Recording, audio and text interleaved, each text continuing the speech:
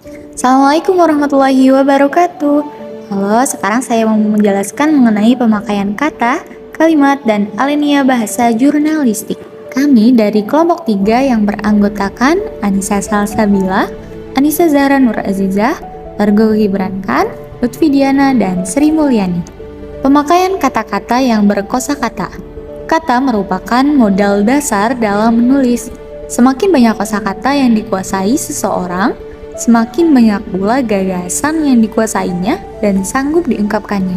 Dalam penggunaan kata, penulis yang menggunakan ragam bahasa jurnalistik diperhadapkan pada dua persoalan, yaitu ketepatan dan kesesuaian pilihan kata.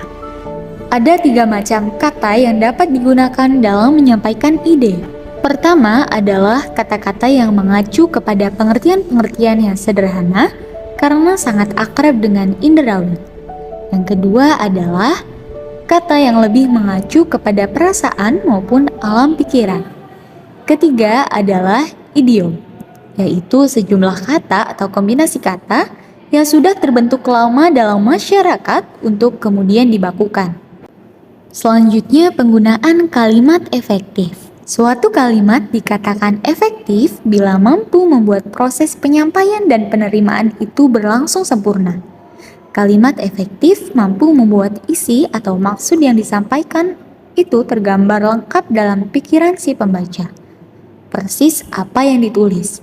Keefektifan kalimat ditunjang antara lain oleh keteraturan struktur atau pola kalimat. Penggunaan alinea atau paragraf yang kompak.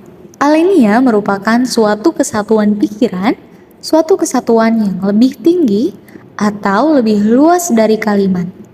Pembuatan alinea bertujuan memudahkan pengertian dan pemahaman dengan memisahkan suatu tema dari tema yang lain. Alinea juga merupakan suatu bentuk bahasa yang biasanya merupakan hasil penggabungan beberapa kalimat.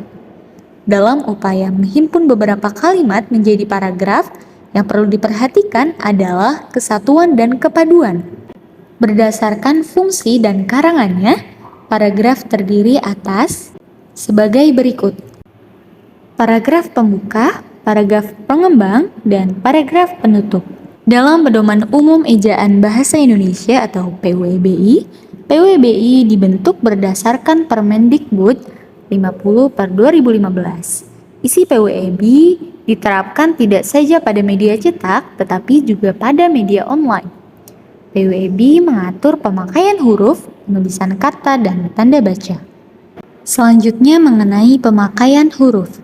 Yang pertama, huruf kapital. Huruf kapital dipakai sebagai huruf pertama awal kalimat. Misalnya, kegiatan tersebut merupakan agenda tahunan. Pada kalimat tersebut, penulisan huruf kegiatan itu diawali dengan huruf kapital. Selanjutnya, huruf kapital dipakai sebagai huruf pertama unsur nama orang termasuk julukan. Selanjutnya, huruf kapital dipakai sebagai huruf pertama unsur nama peristiwa sejarah. Contoh, Perang Dunia II. Perang Dunia II menggunakan huruf pertama dengan kapital. Selanjutnya, Proklamasi Kemerdekaan Indonesia.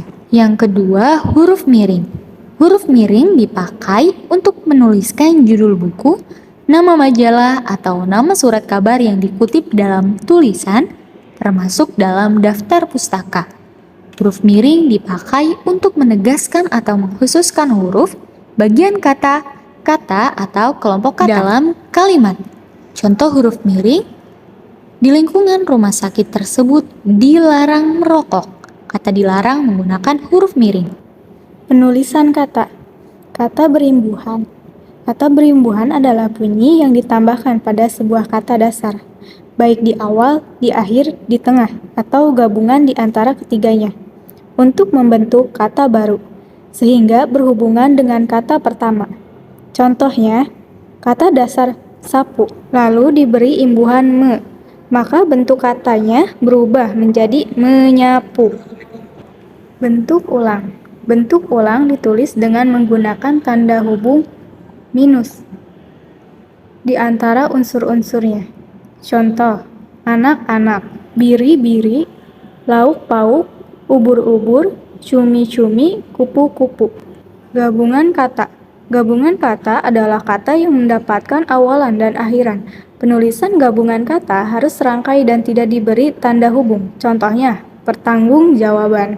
Selanjutnya partikel. Partikel seperti lah, kah, dan tah ditulis serangkai dengan kata yang mendahulunya. Contoh, bacalah, apakah, dan siapakah.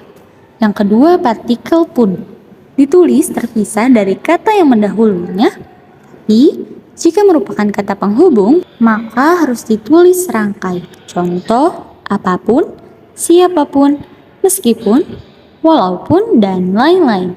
Yang ketiga, partikel per, yang berarti demi, tiap, mulai, ditulis terpisah. Contoh, satu per satu, per orang. Kesimpulan dari materi kali ini yaitu, kata merupakan modal dasar dalam menulis. Semakin banyak kosakata yang dikuasai seseorang, semakin banyak pula gagasan yang dikuasainya dan sanggup diungkapkannya.